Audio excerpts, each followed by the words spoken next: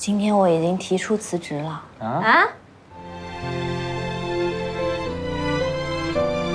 我曾经特别喜欢这座城市，因为这座城市里有我最爱的人。可是现在对我来说，去哪儿都一样。雷总，后会有期。杜小姐，留步。按道理，你的辞呈应该交给宁总监，不是交给我。不过没关系，放我这儿，我先替他看看。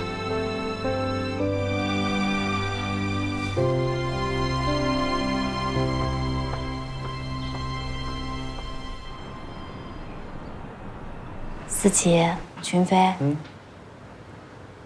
今天我已经提出辞职了。啊？杜小苏，你行不行啦？到底什么情况啊？我今天向他认输了。什么意思？他跟你们雷总打的赌，说30天之内筹齐房款，要不然就辞职滚蛋。啊？算了，我实在是累了。不管再怎么努力，还是做不到。小苏啊，我觉得吧，这事儿得从长计议。以我对雷总的了解啊，他不会赶尽杀绝的，他顶多就挫挫你的锐气，你给他服个软，这事儿就算过去了。这样，你先沉住气，明天呢，我替你探探口风啊。谁呀？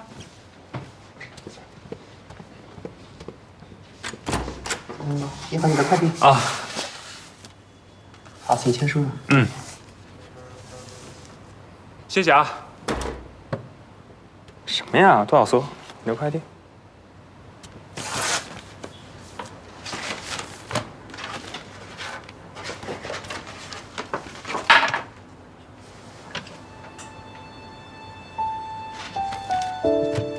我没看错吧？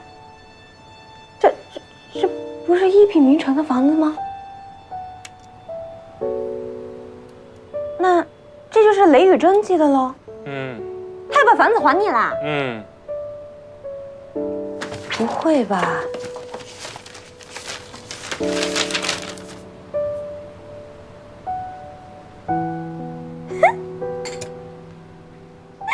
怎么不会？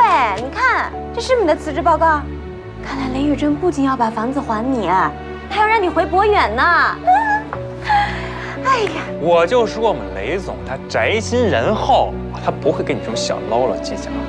这钥匙也有了，你不赶紧去看看房子？哎，你慢点儿，